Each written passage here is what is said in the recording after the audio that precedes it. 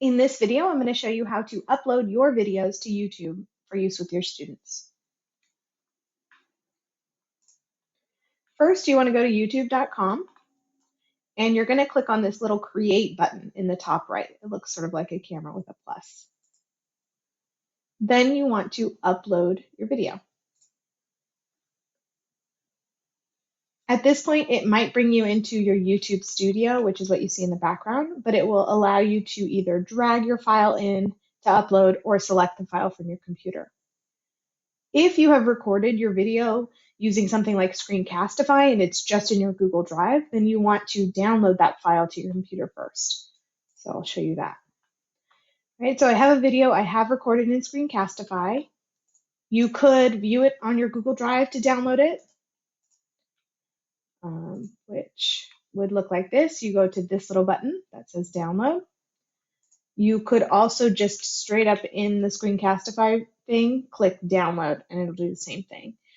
But once you download your video, it should show up at the bottom of your screen, and it's also going to be in your downloads. So I'm going to select File. In my downloads, it's the first one for me because I've cleaned that out recently. All right, once you upload, it's going to kind of make the title based on whatever your title for your file of the video that you made was. So that might not work for you and you might want to edit it.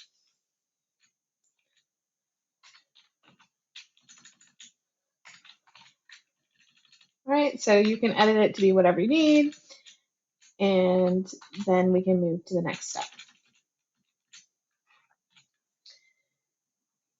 You can give a description, but for me, I'm not really using this on YouTube's platform. I'm going to embed it into a slideshow, so that doesn't matter to me.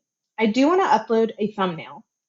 So if you give it more time, when it's processing the video, you can see these are auto-generating right here. So it will have 3 images that you can choose from, but you can also easily create your own. Okay, so I could pick one of these and they could be my thumbnail, which just means what the video is going to look like before it gets played. But you also can make your own in the slideshow. So I made this slide and that's going to be my thumbnail. I am going to download it.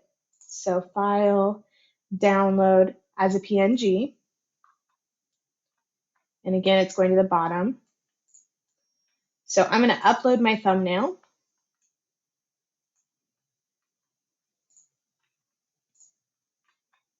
And now it's ready. So before the video gets played, this is what people would see. It would look like this. Scroll down, and you can add it to a certain playlist if that works for you. But if you're making this content for your students, then you would say, yes, it's made for kids. If it's really only for adults, then you can say, no, it's not made for kids. You're going to want to click on More Options and pick your language. So I'm picking English in the United States. If you put none for caption certification, then it's going to auto-generate you captions, which is what you're going to want, or subtitles. So you just leave that as none. Later on, you can come back, and if you find something in the subtitles that's wrong, then you could click on this blue Upload Subtitles button, and then you can download the file and fix it. So if something goes wrong with the auto-generated subtitles, you can fix them later. All right, allow embedding. This is really important if you want to put it on a Google site or on your Google Slides for your students to watch. So you want that checked. You also can choose to publish to your subscribers if you have any, or not worry about that. I pick education as my category.